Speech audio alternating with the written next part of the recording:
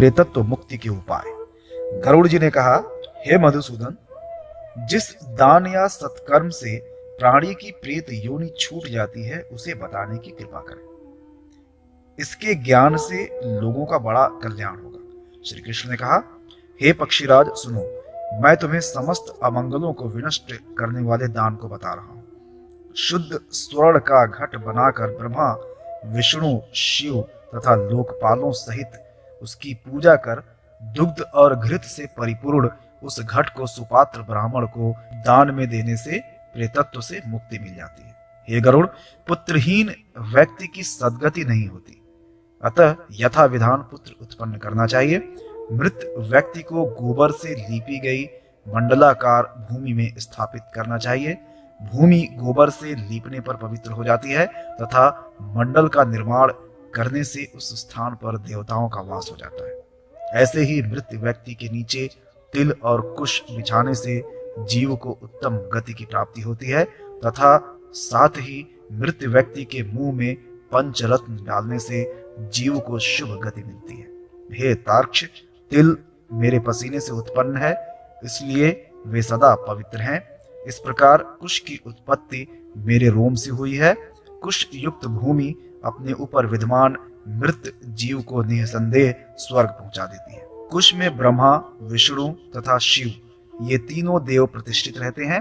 हे पक्षीराज, ब्राह्मण, मंत्र, कुश, अग्नि तथा तुलसी ये बार बार प्रयोग में लाए जाने पर भी पर्युषित बासी नहीं होते। इसी तरह विष्णु एकादशी व्रत, भगवत गीता, तुलसी, ब्राह्मण तथा गौ ये 6 इस संसार सागर से मुक्ति दिलाने वाले हैं। इसलिए हे गरुड़, तिल, कुश और तुलसी ये आतुर व्यक्ति की दुर्गति को रोककर उसे सद्गति दिलाते हैं। आतुर काल में दान की भी विशेष महिमा है। भगवान विष्णु की देह से लवण का प्रादुर्भाव हुआ है, अतः आतुर काल में लवण दान करने से भी जीव की दुर्गति नहीं होती। दान धर्म की महिमा, आतुर काल के दान का वैशिष्ट, वैतरणी गोदान की महिमा। श्री कृष्ण ने कहा, हे तार्क्ष, देवताओं के लिए परम गोपनीय दानों में उत्तम तथा सभी दानों में श्रेष्ठ दान को सुनो। हे गरुड़, रूई का दान सभी दानों में उत्तम तथा महान है। उसका दान मनुष्य को अवश्य करना चाहिए। उसके दान से भू, भुवः, स्व अर्थात पृथ्वी, अंतरिक्ष और स्वर्ग ये तीनों लोक प्रसन्न हो जाते हैं। इस कार्य से ब्रह्मा आदि सभी देवों को प्रसन्नता होती है। प्रेत का उद्धार करने के लिए इस महादान को करना चाहिए। ऐसे महादान का दाता चिरकाल तक रुद्र लोक में रहता है। तदनंतर इस लोक में जन्म लेकर रूप संपन्न, सौभाग्यशाली, वाक्चतुर, लक्ष्मीवान और अप्रतिहत पराक्रमी राजा होता है। अपने सुकृतों से यमलोक को जीतकर वह स्वर्ग लोक में जाता है। जो प्राणी ब्राह्मण को गौ, तिल, भूमि तथा स्वर्ण का दान देता है, उसके जन्म जन्मार्जित सभी पाप उसी क्षण विनष्ट हो जाते हैं। तिल और गौ का दान महादान है। इसमें महापापों को नाश करने की शक्ति होती है। ये दोनों दान केवल विप्र को देने चाहिए, अन्य वर्णों को नहीं। दान के रूप में संकल्पित तिल, गौ तथा पृथ्वी आदि द्रव्य अपने पोष्य वर्ग एवं ब्राह्मणेतर वर्ण को न दें। पोष्य वर्ग और स्त्री जाति को असंकल्पित वस्तु दान में देनी चाहिए। रुग्णावस्था में अथवा सूर्य एवं चंद्र ग्रहण के अवसर पर दिए गए दान विशेष महत्व रखते हैं। रोगी के लिए जो दान दिया जाता है वह उसके लिए तत्काल यथोचित फल देने वाला होता है। यदि रोगी दान देने के बाद रोग मुक्त होकर पुनः जीवन प्राप्त कर लेता है तो उसके निमित्त दिया गया दान निश्चित ही उसे प्राप्त होता है। विकलेंद्रिय की विकलांगता को नष्ट करने के लिए जो दान दिया जाता है वह दान भी अवश्य ही यथा योग्य फलदायक होता है। जिस दान का पुत्र अनुमोदन करता है उस दान का फल अनंत होता है। अतः उसके सगे संबंधी अथवा पुत्र को तब तक दान देना चाहिए जब तक उसका आतुर संबंधी या पिता जीवित हो, क्योंकि अतिवाहिक प्रेत उसका भोग करता है। स्वस्थ अवस्था में आतुर काल में देहपात हो जाने पर पृथ्वी पर पड़े रहने की स्थिति में दिया गया दान अतिवाहिक शरीर के लिए प्रीतिकारक होता है। लंगड़े, अंधे, काने और अर्ध निमिलित नेत्र वाले रोगी के लिए तिल के ऊपर कुश बिछाकर उसके ऊपर आतुर को लिटाकर दिया गया दान उत्तम और अक्षय होता है। तिल, लौ, स्वर्ण, रुई, नमक, सप्तधान्य, भूमि तथा गौ ये एक से बढ़कर एक पवित्र माने गए हैं। लौह दान से यमराज और तिल दान से धर्मराज संतुष्ट होते हैं। नमक का दान करने पर प्राणी को यमराज से भय नहीं रह जाता। रुई का दान देने पर भूत योनि से भय नहीं रहता। दान में दी गई गाय मनुष्य को त्रिविध पापों से निर्मुक्त करती है। स्वर्ण दान से दाता को स्वर्ग का सुख प्राप्त होता है। भूमि दान से दाता राजा होता है। स्वर्ण और भूमि इन दोनों का दान देने से प्राणी को नरक में किसी प्रकार की पीड़ा नहीं होती। यमलोक में जितने भी यमराज के दूत हैं वे सभी उसी यम के समान ही महाभयंकर हैं। सप्त धान्य का दान देने से वे प्रसन्न होकर दानदाताओं के लिए वरदाता बन जाते हैं। हे गरुड़, भगवान विष्णु का स्मरण मात्र करने से प्राणी को परम गति प्राप्त होती है। मनुष्य जो गति प्राप्त करता है वह सब मैंने तुम्हें बता दिया। पिता की आज्ञा से जो पुत्र दान देता है उसकी सभी प्रशंसा करते हैं। भूमि पर सुलाए गए मरणासन्न पिता के उद्देश्य से जो पुत्र सभी प्रकार का दान देता है वह पुत्र कुल नंदन है। उसके द्वारा दिया गया दान गया तीर्थ में किए गए श्राद्ध से भी बढ़कर है। वह पुत्र अपने कुल को आनंदित करने वाला होता है। जिस समय अपने लोक को छोड़कर बेचैन पिता की परलोक यात्रा का काल समीप हो उस समय पुत्रों को प्रयत्न पूर्वक दान देना चाहिए, क्योंकि वे ही दान पिता को पार करते हैं। पुत्र को पिता की अंत्येष्टि क्रिया अवश्य संपन्न करनी चाहिए। इतना करने मात्र से अन्य सभी बहुविध दानों का फल प्राप्त हो जाता है, क्योंकि अश्वमेघ जैसा महायज्ञ भी इस पुण्य के 16वें अंश की क्षमता नहीं रखता। पृथ्वी पर पड़े हुए आतुर पिता से जो धर्मात्मा पुत्र दान दिलाता है उसकी पूजा देवता भी करते हैं। लौह का दान करने वाला दाता महाभयानक आकृति वाले यमराज के निकट हो जाता है और न तो नारकीय लोक को ही प्राप्त करता है। पापियों को भयभीत करने के लिए यमराज के हाथों में कुठार, मूसल, दंड, खड्ग और छुरिका रहती है। इसलिए प्राणी को चाहिए कि वह ब्राह्मण को लौह दान दे। यह दान यमराज के आयुधों की संतुष्टि के लिए कहा गया है। गर्भस्थ प्राणी, शिशु, युवा और वृद्ध ये जो भी हैं इन दानों से अपने समस्त पापों को जला देते हैं। श्याम एवं शबद वर्ण के षंड तथा मर्क और गूलर के सदृश मांसल, हाथ में छुरी धारण करने वाले काले चितकबरे यम के दूत लौह दान से प्रसन्न होते हैं। यदि पुत्र, पौत्र, बंधु बांधव, सगोत्री और मित्र अपने रोगी के लिए दान नहीं देते तो वे ब्रह्महंता के समान ही पापी हैं। हे पक्षेंद्र, भूमि पर स्थित प्राणी की मृत्यु हो जाने पर उसकी क्या गति होती है इसे सुनो। अतिवाहिक शरीर वाला प्रेत वर्ष समाप्त होने के पश्चात पुनः पुण्य का लाभ प्राप्त करता है। इस संसार में 3 अग्नि, 3 लोक, 3 वेद, 3 देवता, 3 काल, 3 संधियां, 3 वर्ण तथा 3 शक्तियां मानी गई हैं। मनुष्य के शरीर में पैर से ऊपर कटि प्रांत तक ब्रह्मा निवास करते हैं। नाभि से लेकर ग्रीवा भाग तक हरि का वास रहता है और उसके ऊपर मुख से लेकर मस्तक तक व्यक्त तथा अव्यक्त स्वरूप वाले महादेव शिव का निवास है। इस प्रकार ब्रह्मा, विष्णु और महेश इनका शरीर में तीनों भाग में अवस्थान है। मैं ही जरायुज, अंडज, स्वेदज और उभिद्यज के शरीरों में प्राण रूप में स्थित रहता हूँ। धर्म, अधर्म, सुख, दुख तथा कृत अकृत में बुद्धि को मैं ही प्रेरित करता हूँ। मैं ही स्वयं प्राणी की बुद्धि में बैठकर पूर्व कर्म के अनुसार उसको फल प्रदान करता हूँ। प्राणियों को मैं ही कर्म से प्रेरित करता हूँ। उसी के अनुसार प्राणी निश्चित ही स्वर्ग, नरक और मोक्ष प्राप्त करता है।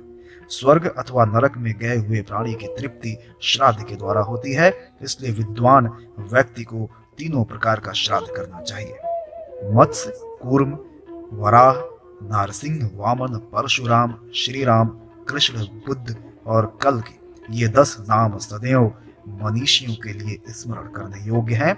इनका स्मरण करने से स्वर्ग में गए हुए प्राणी सुख का भोग करते हैं और स्वर्ग से पुनः इस लोक में आने पर सुख और धन धान्य से पूर्ण होकर दया, दाक्षिण्य आदि सद्गुणों से भरे रहते हैं। वे पुत्र पौत्र से युक्त और धनाढ्य होकर 100 वर्ष तक जीते हैं। रोगग्रस्त होने पर मनुष्य के लिए दान देना चाहिए और भगवान विष्णु की पूजा करनी या करानी चाहिए।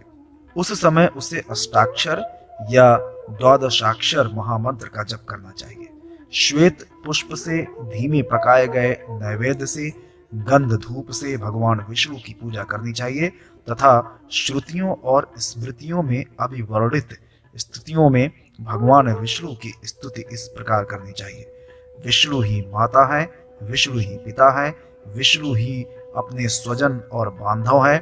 जहां पर मैं विष्णु को नहीं देखता हूं वहां निवास करने से मुझे क्या लाभ। विष्णु जल में है, विष्णु स्थल में है, विष्णु पर्वत की चोटी पर है और विष्णु चारों ओर से माला रूप में घिरी हुई ज्वाला माल से व्याप्त स्थान में अवस्थित है। यह संपूर्ण जगत विष्णुमय है। ब्राह्मण, जल, पृथ्वी आदि जितने भी पदार्थ हैं उन्हें अपना ही स्वरूप समझना चाहिए। इसलिए हे खगेश, किसी भी स्थान पर मनुष्य पूर्व जन्मार्जित पाप पुण्य के अनुसार जिस कर्म को करता है उसका फलदाता मैं ही हूँ।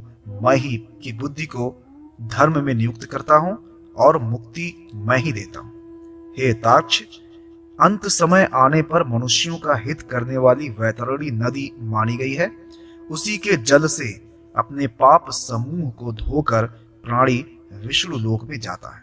बाल्यावस्था का जो पाप है, कुमारावस्था में जो पाप हुआ है, यौवनावस्था का जो पाप है और जन्म जन्मांतर में समस्त अवस्थाओं के बीच भी जो पाप किया गया है, रात्रि, प्रातः, मध्याह्न, अपराह्न तथा दोनों संध्याओं के मध्य मन, वाणी और कर्म से जो पाप हुआ है, उन सभी पापों के समूह से प्राणी अपना उद्धार अंतिम क्षण में सर्व मनोकामनाओं को सिद्ध करने वाली एक भी श्रेष्ठतमा कपिला गौ का दान देकर कर सकता है। गोदान करते समय परमात्मा से ऐसी प्रार्थना करनी चाहिए, परमात्मन, गायें ही मेरे आगे रहें, गायें ही मेरे पीछे और पार्श्व भाग में रहें, गायें ही मेरे हृदय में निवास करें, मैं गायों के बीच में ही रहूं, जो सभी प्राणियों की लक्ष्मी स्वरूपा है, जो देवताओं में प्रतिष्ठित हैं, वे गौरूपिणी देवी मेरे विनष्ट करें। और्ध्वदैहिक क्रिया में विहित पद आदि विविध दानों का फल तथा जीव को प्राप्त देह के स्वरूप का वर्णन। श्री विष्णु जी ने कहा, हे गरुड़, जो मनुष्य पापाचार में लगे हुए हैं वे यमलोक को जाते हैं। यदि मुझको साक्षी बनाकर मनुष्य के द्वारा दान दिया जाता है तो वह अनंत फलदायी होता है। भूमि दान देने वाला प्राणी दान में दी गई भूमि के रज कणों की जितनी संख्या होती है उतने वर्षों तक स्वर्ग में निवास करता है। जो जूते का दान देते हैं, घोर यम मार्ग में वे घोड़े पर सवार होकर चलते हैं। छत्र दान करने से प्रेत यमलोक में कहीं पर भी धूप में नहीं जलते, वे सुख पूर्वक अपने पथ में चलते चले जाते हैं। जिसके उद्देश्य से मनुष्य जो अन्न दान देता है उससे वह संतृप्त हो जाता है। यमलोक के महापथ में एक ऐसा भी स्थान है जहां घनघोर अंधकार है, वहां कुछ भी दिखाई नहीं देता, किंतु दीप दान देने से मनुष्य उस मार्ग में प्रकाश से युक्त प्राणी के समान हो जाते हैं। अश्विन, कार्तिक तथा माघ मास, मृत तिथि और चतुर्दशी तिथि में दिया गया दान सुखकारक होता है। जब तक वर्ष न पूरा हो जाए तब तक प्रतिदिन प्रेत को ऊबड़ खाबड़ मार्ग में सुख पूर्वक गमन कराने की इच्छा से लोगों को दीप दान करना चाहिए। जो मनुष्य दीप दान करता है वो स्वयं प्रकाशमय होकर संसार का पूज्य हो जाता है। वह शुद्धात्मा अपने कुल में धोतित होता है और प्रकाश स्वरूप को प्राप्त करता है। हे खगेश, देवालय में पूर्वाभिमुख, ब्राह्मण के लिए उत्तराभिमुख तथा प्रेत के निमित्त दक्षिणाभिमुख होकर सुस्थिर दीपक का दान जल से संकल्प पूर्वक करना चाहिए। इस संसार में जो सभी प्रकार के उपहारों से युक्त 13 पददान मृत व्यक्ति के लिए तथा जीवित दशा में अपने लिए करता है, वह महान कष्टों से मुक्त होकर महापथ की यात्रा करता है। आसन, पात्र और भोजन जो ब्राह्मण को देता है, वह उसी के पुण्य से सुखपूर्वक खाता पीता हुआ महापथ को पार करता है। कमंडलू का दान देने से प्यासा प्रेत जल प्राप्त करता है। प्रेत का उद्धार करने के लिए एकादशाह को पात्र, वस्त्र, पुष्प तथा अंगूठी का दान देना चाहिए। इसी प्रकार प्रेत का शुभेच्छु बनकर जो पुत्र यथाशक्ति 13 पदों का दान करता है, उससे प्रेत को प्रसन्नता प्राप्त होती है। भोजन, तिल, जलपूर्ण, 13 घट, अंगूठी तथा उत्तरीय एवं अधो वस्त्र का जो दान देता है, उस दान के पुण्य से प्रेत परम गति को प्राप्त करता है। जो अश्व, नौका अथवा हाथी का दान ब्राह्मणों को देता है, वह उसी देह वस्तु की महिमा के अनुसार उन सुखों की प्राप्ति करता है। जो मनुष्य भैंस का दान देता है, वह नाना प्रकार के लोकों में विचरण करता है। यमदूतों के हर्ष वर्धन के लिए तांबुल और पुष्प का दान देना चाहिए। इससे संतुष्ट होकर वे दूत उस प्रेत को कष्ट नहीं देते। प्राणी को यथाशक्ति गौ, भूमि, तिल तथा स्वर्ण का दान अवश्य करना चाहिए। ऐसा मनीषियों ने कहा है। जो व्यक्ति मृत प्राणी के लिए जल से परिपूर्ण मिट्टी का पात्र दान करता है, उसे 16,000 जलपूर्ण पात्र के दान का फल प्राप्त होता है। यमराज के दूत महाक्रोधी, महाभयंकर आकृति वाले, काले तथा पीले वर्ण के हैं। वे वस्त्र दान किए जाने पर मृत प्राणी को यमलोक में कष्ट नहीं देते। तृषा और श्रम से पीड़ित होकर महापथ में आगे बढ़ता हुआ प्रेत अन्न और जल से पूर्ण घट का दान देने से निश्चित ही सुखी हो जाता है। दक्षिणा, अस्त्र, शस्त्र, वस्त्र तथा विष्णु की स्वर्ण प्रतिमा से युक्त शैया का दान भी ब्राह्मण को देना चाहिए। ऐसा करने से प्रेत योनि का परित्याग कर प्राणी स्वर्ग में देवताओं के साथ प्रसन्नता पूर्वक निवास करता है। हे तार्क्ष, यह अंत्येष्टि कर्म में होने वाला दान मैंने तुमसे कहा। मृत प्राणी अन्य शरीर में कैसे प्रवेश करता है, अब मैं उसको कहूंगा। हे परंतु मृत्यु लोक में जन्म लेने वाले प्राणी की मृत्यु निश्चित है। जन्म लेने के लिए अपने अपने धर्म के अनुसार मृत व्यक्ति का श्रद्धातिक कृत्य करना चाहिए। हे खगेश्वर, मरे हुए प्राणियों के मुखमंडल से पहले जीवात्मा वायु का सूक्ष्म रूप धारण करके निकल जाता है। लोगों के नेत्र आदि 9 द्वार, रोम तथा तालुरंध्र से भी जीवात्मा बाहर हो जाता है, किंतु जो पाप है उनका जीवात्मा अपान मार्ग से शरीर छोड़ता है। प्राणवायु के निकल जाने पर शरीर पृथ्वी पर वैसे ही गिर पड़ता है जैसे वायु के थपेड़ों से आहत होकर निराधार वृक्ष भूमि पर गिर पड़ता है। मृत्यु के बाद शरीर में स्थित पृथ्वी तत्व पृथ्वी में, जल तत्व जल में, तेजस तत्व तेज में, वायु तत्व वायु में, आकाश तत्व आकाश में तथा सर्वव्यापी आत्म तत्व शिव में लीन हो जाता है। हे तार्क्ष, काम, क्रोध तथा पंचेंद्रियों का समूह शरीर में चोर के समान स्थित कहा गया है। देह में काम, क्रोध तथा अहंकार सहित मन भी रहता है, वही सबका नायक है। पुण्य पाप से संयुक्त होकर काल उसका संहारक बन जाता है। संसार में भोग के लिए योग्य शरीर का निर्माण अपने कर्म के अनुसार होता है। मनुष्य अपने सत्कर्म और दुष्कर्म से दूसरे शरीर में प्रविष्ट होता है। जिस प्रकार पुराने घर के जल जाने पर गृही नए घर में जाकर शरण लेता है, उसी प्रकार यह जीव भी विषयों के साथ पंचेंद्रियों से युक्त 9 द्वार वाले एक शरीर को छोड़कर दूसरे शरीर में आश्रय ग्रहण करता है। शरीर में विद्यमान धातुएं माता पिता से ही प्राप्त हैं। इन्हीं से निर्मित यह शरीर शास्त्र कौशिक कहलाता है। हे गरुड़, शरीर में सभी प्रकार के वायु रहते हैं। मूत्र पुरुष तथा उन्हीं से शरीर में सभी प्रकार के वायु रहते हैं। मूत्र पुरुष तथा उन्हीं के योग से उत्पन्न अन्य व्याधियां रहती हैं। अस्थि, शुक्र तथा स्नायु शरीर के साथ ही जल जाते हैं। हे पक्षिन, सभी प्राणियों के शरीर का विनाश क्रम यही है, इसे मैंने कह दिया। प्राणियों का शरीर कैसा होता है, इसको अब मैं फिर से कह रहा हूं। हे गरुड़, पुरुष का शरीर छोटी बड़ी नसों से बना हुआ एक स्तंभ है, जिसको नीचे से पैर रूपी 2 अन्य स्तंभ धारण किए हैं। पंचेंद्रियों सहित उसमें 9 द्वार हैं। सांसारिक विषयों से युक्त एवं काम क्रोध से बेचैन जीव इसी शरीर में रहता है। राग द्वेष से व्याप्त यह शरीर तृष्णा का, फिर से कर लीजिए, लोभों से भरे हुए जीव का यह शरीर पुर है।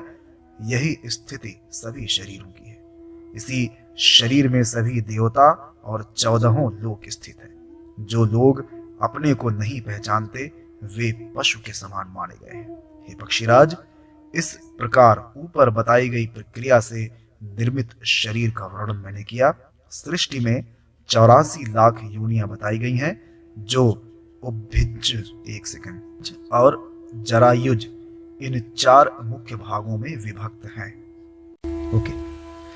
से भगवान विष्णु का स्मरण करते हुए उनका विसर्जन, शोणित के संयोग से जीव का प्रादुर्भाव, गर्भ में जीव का स्वरूप तथा उसकी वृद्धि का क्रम, शरीर के निर्माण में पंच तत्वादि का अवदान, षाण कौशिक, शरीर गर्भ से जीव के बाहर निकलने पर विष्णु माया द्वारा मोहित होना, आतुर व्यक्ति के लिए क्रियमाण कर्म तथा उनका फल पिंड और ब्रह्मांड की समान स्थिति।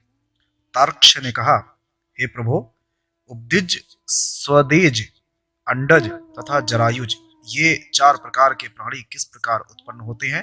त्वचा, रक्त, मांस, मेदा, मज्जा और अस्थि में जीव कैसे आता है? 2 पैर, 2 हाथ, गुह्य भाग, जिह्वा, केश, नख, सिर, संधि मार्ग तथा नाना प्रकार की बहुत सी रेखाओं की उत्पत्ति कैसे होती है? काम, क्रोध, भय, लज्जा, हर्ष, सुख और दुख का भाव मन में कैसे आता है? इस शरीर का चित्रण, छिद्रण और विभिन्न प्रकार की नसों में वेष्टन कैसे हुआ? हे ऋषिकेश, इस असार भवसागर में शारीरिक रचना को मैं इंद्रजाल ही मानता हूँ। हे स्वामिन, नाना दुखों से भरे हुए इस असार सागर रूप संसार का कर्ता कौन है? श्री विष्णु ने कहा, हे गरुड़, कोश के निर्माण की परम गोपनीय प्रक्रिया को मैं कहता हूँ। इसके जानने मात्र से व्यक्ति सर्वज्ञ हो जाता है। हे वैनतेय, संसार के प्रति दया करते हुए तुमने जीव के कारण तत्व पर अच्छा प्रश्न किया है। एकाग्रचित्त होकर तुम उसे सुनो। स्त्रियां ऋतुकाल में 4 दिन त्याज्य होती हैं, क्योंकि प्राचीन काल में ब्रह्मा ने वृत्तासुर के मारे जाने पर लगी हुई ब्रह्म हत्या को इंद्र के शरीर से निकालकर 1/4 भाग स्त्रियों को दे दिया था। उसी के कारण स्त्रियां ऋतुकाल के आरंभ में 4 दिन अपवित्र मानी जाती हैं और उस समय तक इनका मुख नहीं देखना चाहिए जब तक वह पाप उनके शरीर में विद्यमान रहता है। स्त्री को ऋतुकाल के पहले दिन चांडाली, दूसरे दिन ब्रह्मघातिनी, तीसरे दिन रजकी मानना चाहिए। चौथे दिन वह शुद्ध होती है। 1 सप्ताह में वह देवता और पितरों के पूज्य योग्य हो जाती है। प्रथम सप्ताह के बीच में जो गर्भ स्त्री में रुक जाता है उसकी उत्पत्ति मलिमुलुच्च से माननी चाहिए। वीर स्थापन के समय माता पिता के चित्त में जैसी कल्पना होती है वैसा ही गर्भ का जन्म होगा, इसमें संदेह नहीं है। युग्म तिथि वाली रात्रियों में सहवास करने से पुत्र और अयुग्म रात्रियों में सहवास करने से कन्या का जन्म होता है। अतः ऋतुकाल के पहले सप्ताह को छोड़कर दूसरे सप्ताह की युग्म तिथियों में सहवास में प्रवृत्त होना चाहिए। सामान्यतः स्त्रियों का ऋतुकाल 16 रात्रियों का होता है। यदि 14वीं रात्रि में गर्भाधान की क्रिया होती है तो उस गर्भ से गुणवान, भाग्यवान, धनवान और धर्मनिष्ठ पुत्र का जन्म होता है। हे पक्षीराज, वह रात्रि सामान्य लोगों को प्राप्त होना संभव नहीं है। प्रायः स्त्री में गर्भोत्पत्ति 8वीं रात्रियों के मध्य में ही हो जाती है। ऋतुकाल के 5वें दिन स्त्रियों को कटु, क्षार, तीक्ष्ण और उष्ण भोजन का परित्याग करके मधुर भोजन करना चाहिए, क्योंकि उनकी कोख औषधि पात्र है और पुरुष का बीज अमृत तुल्य है। उसमें स्त्री रूप औषधि पात्र में बीज वपन करके मनुष्य सम्यक फल प्राप्त कर सकता है। इसलिए उसको क्रोधादि की ज्वाला से बचाकर मधुर भोजन तथा मृदु स्वभाव की शीतलता से अभिसिंचित करना चाहिए। पुरुष को चाहिए कि वो पहले तांबुल और पुष्पों की माला तथा चंदन से सुवासित होकर स्वच्छ और सुंदर वस्त्र धारण करे। तदनंतर शुद्ध मन से स्त्री की शैया पर शयन करने के लिए जाए। वीर वपन के समय उसके चित्त में जैसी कल्पना होगी उसी स्वभाव वाली संतान जन्म लेगी। प्रारंभ में शुक्र और रक्त के संयोग से जीव पिंड रूप में अस्तित्व को प्राप्त करता है और गर्भ में वह उसी प्रकार बढ़ता है जिस प्रकार आकाश में चंद्रमा की अभिवृद्धि होती है। शुक्र में चैतन्य बीज रूप में स्थित रहता है। जब काम, चित्त और शुक्र एक के भाव को प्राप्त हो उस समय स्त्री के गर्भाशय में जीव एक निश्चित रूप धारण करने की पूर्वावस्था में आता है। रक्ताधिक्य होने पर कन्या और शुक्राधिक्य होने पर पुत्र होता है। जब रक्त तथा शुक्र समान होते हैं तो गर्भ में स्थित संतानें नपुंसक होती हैं। शुक्र तथा शोणित पहले दिन और रात में कलल 5वें दिन बुध और 14वें दिन मांस रूप में हो जाता है। उसके बाद वह धनीभूत मांस गर्भ में रहता हुआ क्रमशः 20वें दिन तक पिंड रूप में बढ़ता है। तदनंतर 25वें दिन उसमें शक्ति और पुष्टता का संचार होने लगता है। 1 मास पूरा होते ही वह पंच तत्वों से युक्त हो जाता है। तत्पश्चात उस गर्भस्थ जीव के शरीर पर दूसरे मास में त्वचा और मेदा, तीसरे मास में मज्जा और अस्थि, चौथे मास में केश और अंगुली, 5वें मास में कान, नाक और वक्ष स्थल का निर्माण होता है। उसके बाद 6ठे मास में कंठ, रंध्र और उदर, 7वें मास में गुहादि भाग और 8वें मास में वह सभी अंग प्रत्यंगों से पूर्ण हो जाता है। 8वें मास में ही वह जीव माता के गर्भ में बार बार चलने लगता है और 9वें मास में उस गर्भस्थ शिशु का ओज गुण परिपक्व हो जाता है। उसके बाद गर्भवास का काल बीतने पर वह गर्भस्थ शिशु गर्भ से निकलना चाहता है। वह चाहे कन्या हो, चाहे पुत्र, चाहे नपुंसक हो, फिर उसका जन्म होता है। इस प्रकार जन्म, पुष्टि और संहार इन तीनों की शक्ति से युक्त षट कोशों के भीतर विद्यमान 5 इंद्रिय, 10 नाड़ी, 10 प्राण और 10 गुण से समन्वित शरीर को जो जान लेता है वही योगी है। शरीर का पांच भौतिक शरीर मज्जा, अस्थि, शुक्र, मांस, रोम तथा रक्त, इन 6 कोशों से निर्मित पिंड एक है।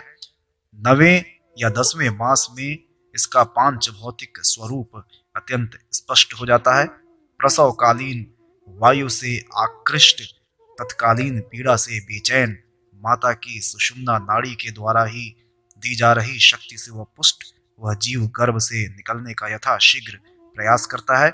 पृथ्वी, जल, हवि, भोक्ता, वायु तथा आकाश, इन 6 भूतों से पीड़ित होता हुआ जीव स्नायु तंत्रिकाओं से आबद्ध रहता है। इन्हीं को विद्वानों ने मूलभूत तत्व कहा है। ये शरीर में फैली हुई 7 नाड़ियों के बीच में रहते हैं। त्वचा, अस्थि, नाड़ी, रोम और मांस, ये 5 पृथ्वी तत्व के कारण शरीर में आते हैं। हे काश्यप, इसी प्रकार लार, मूत्र, शुक्र, मज्जा तथा रक्त, ये 5 जल तत्व के कारण शरीर में पाए गए हैं।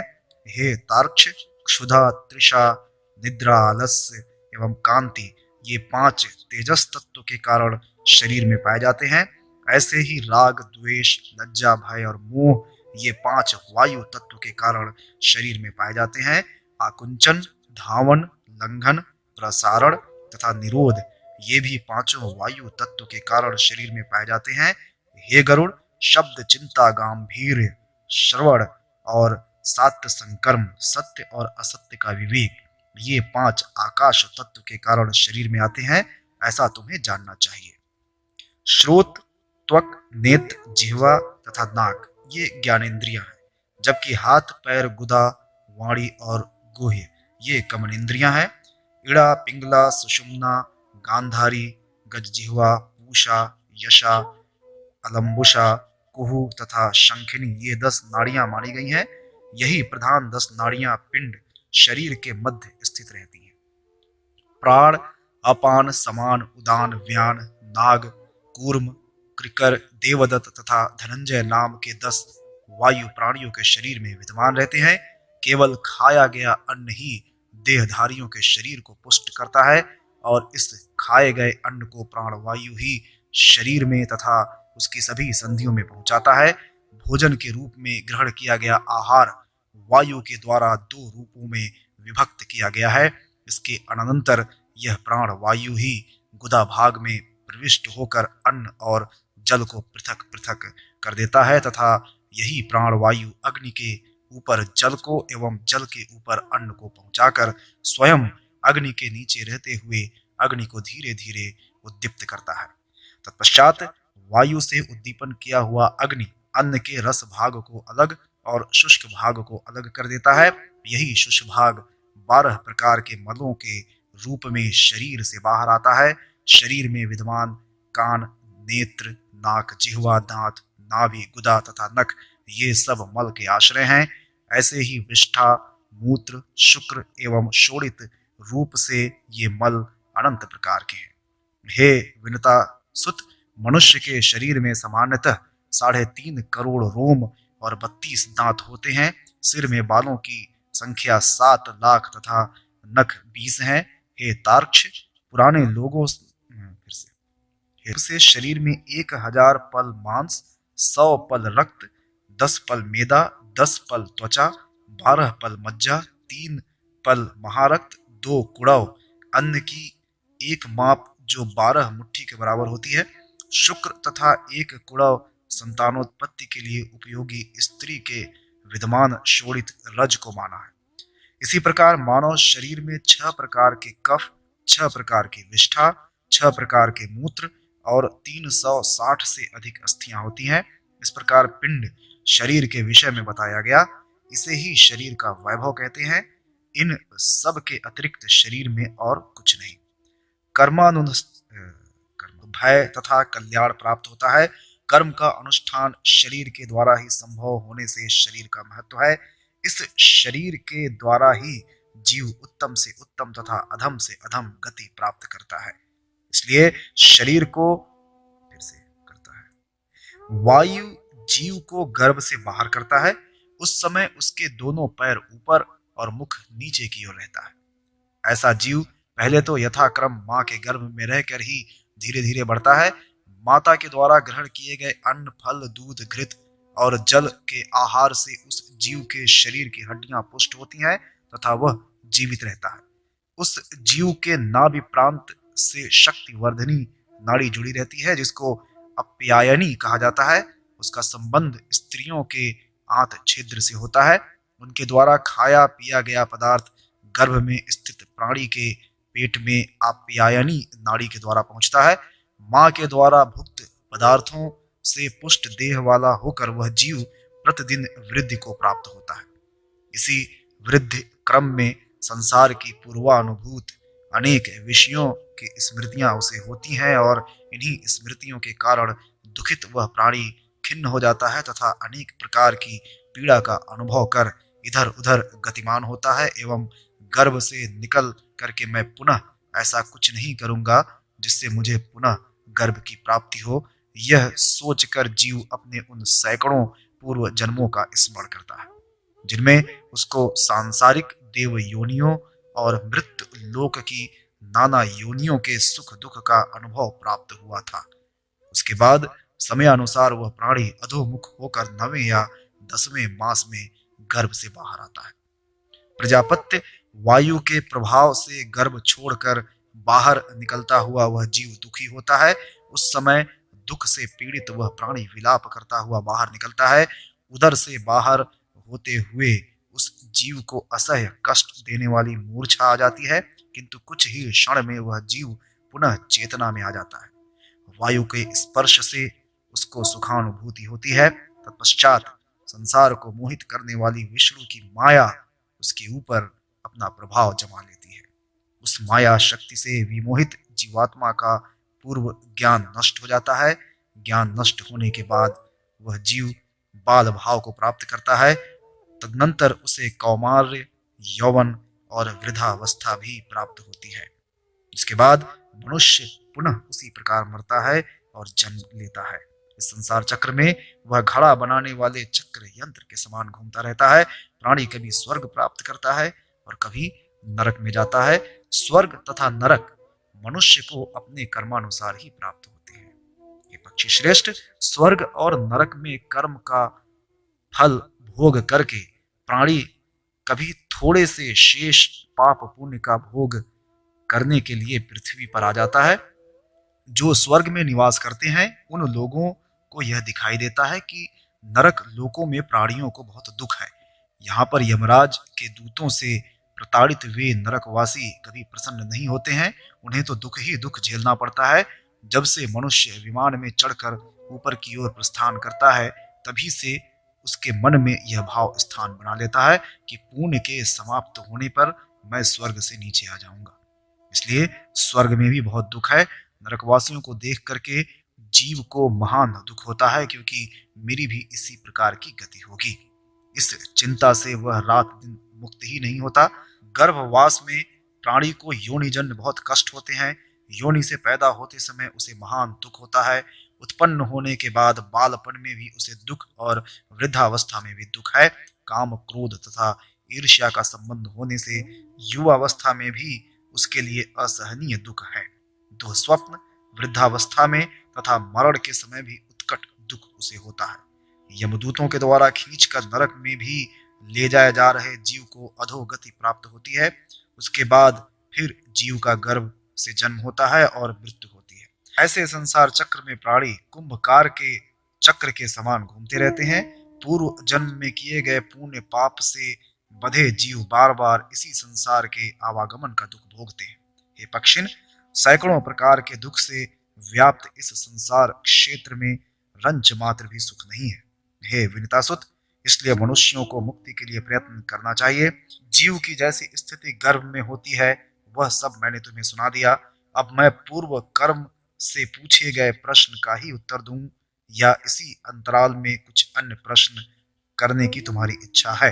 गरुड़ ने कहा, हे देवेश, पूछे गए प्रश्नों में से 2 महत्वपूर्ण प्रश्नों के उत्तर तो मुझे प्राप्त हो गए।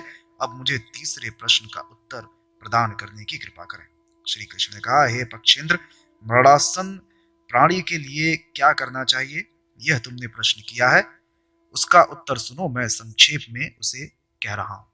मृत्यु को सन्निकट जानकर मनुष्य को सबसे पहले गोमूत्र, गोमय, तीर्थोदक और कुशोदक से स्नान कराए। तदनंतर स्वच्छ और पवित्र वस्त्र पहना दे और गोमय से लीपी हुई भूमि पर दक्षिणाग्र कुशों का एवं तिल का आस्तरण करके सुला दे। सुलाते समय उस मरणासन्न प्राणी के सिर को पूर्व तथा उत्तर की ओर करके उसके मुख में सोने का टुकड़ा डाले। हे खगेश, उसी के सन्निकट भगवान शालग्राम की मूर्ति और तुलसी का वृक्ष लाकर रख दें। तत्पश्चात वहीं पर घी का एक दीपक जलाएं और ओम नमो भगवते वासुदेवाय इस मंत्र का जाप करें। पूजा, दान तथा नाम स्मरण आदि में मंत्र से ओम का योग करें। पुष्प धूपादि से भली प्रकार ऋषिकेश विष्णुदेव की पूजा करें।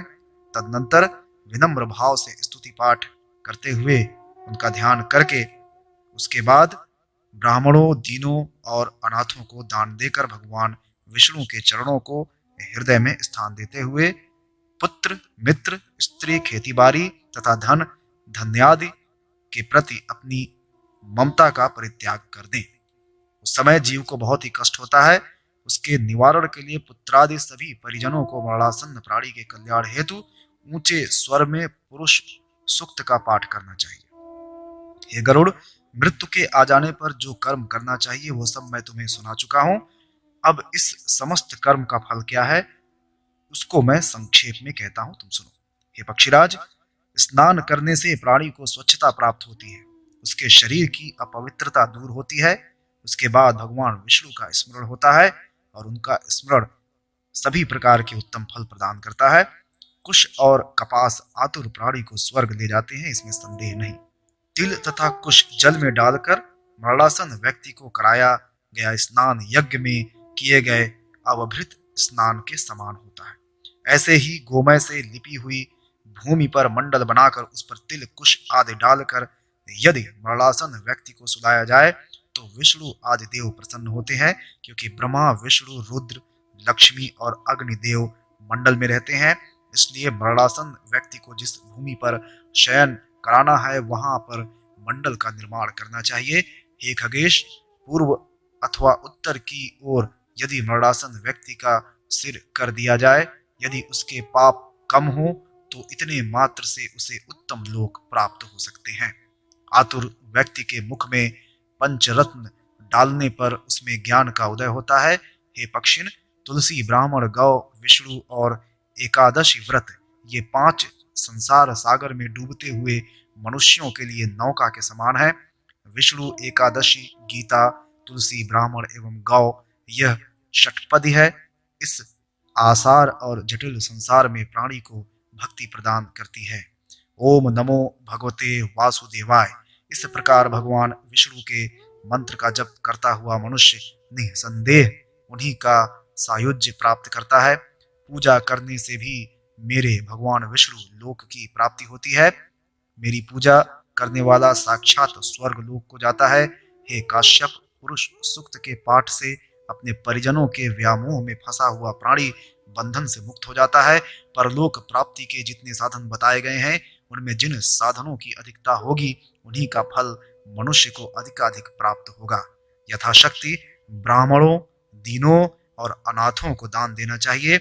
ऐसा करने से वह सदैव प्रसन्न रहता है। हे साधो, स्नानादि करने पर मनुष्य को प्राप्त होने वाले समस्त फलों का विवरण यही है। इसको मैंने कह दिया। अब इस ब्रह्मांड में जो गुण विद्यमान है, उन्हें तुम सुनो। वे सब तुम्हारे शरीर में भी है।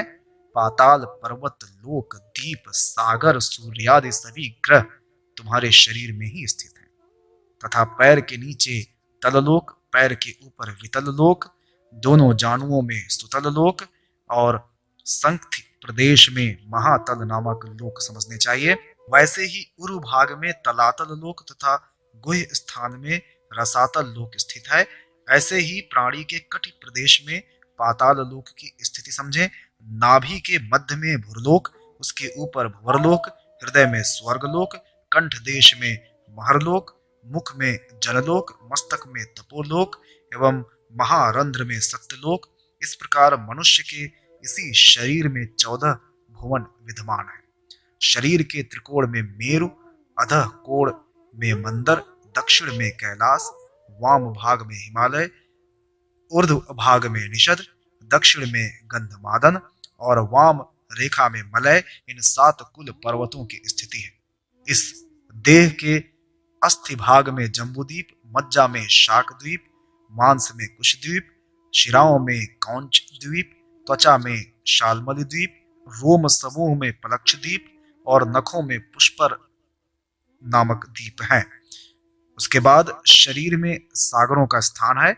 जैसे मूत्र में क्षारोद सागर, शरीर के क्षार तत्व में क्षीर सागर, श्लेष्मा में सुरोदधि सागर, मज्जा में घृत सागर, रस में रसोदधि सागर, रक्त में दधि सागर, काकू में लटके हुए मांसल भाग में स्वादुदक सागर और शुक्र में गर्भोदक सागर, नाद चक्र में सूर्य, बिंदु चक्र में चंद्रमा, नेत्र में मंगल, हृदय में बुध, विष्णु स्थान में गुरु, शुक्र में शुक्र, नाभि स्थान में शनि, मुख में राहु और पायु में केतु को माना गया है।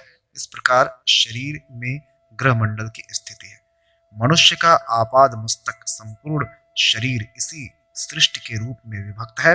जो लोग इस संसार में उत्पन्न होते हैं, वो मृत्यु को निश्चित ही प्राप्त होते हैं। भूख, प्यास, क्रोध, दाह, मूर्छा, बिच्छू के डंक तथा सर्प के दंश से उत्पन्न कष्ट सब इसी शरीर में है।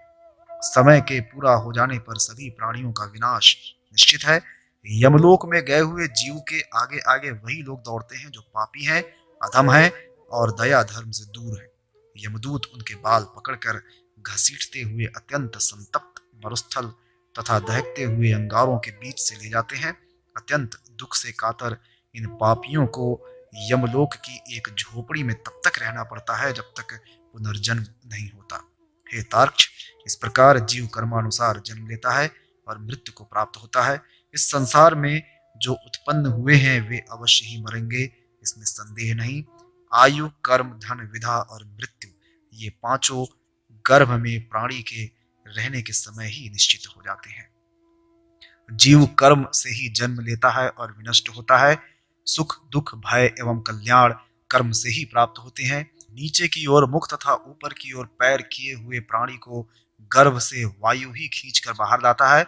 जन्म लेते ही उस देहधारी को सदा विष्णु की माया सम्मोहित कर लेती है। अपने द्वारा किए गए पाप पुण्य से संबंधित योनि में जीव को जन्म प्राप्त होता है। हे खगेश्वर, उत्तम प्रकृति वाला व्यक्ति अपने सुकृत से अच्छे भोग भोगता है, उसका जन्म भी सत्कुल में होता है, किंतु जैसे जैसे उसके द्वारा दुष्कृत होता है वैसे उसका जन्म भी नीच कुल में होने लगता है। वह उसी दुष्कर्म से दरिद्र, रोगी, मूर्ख और अन्यान्य दुखों का पात्र बन जाता है।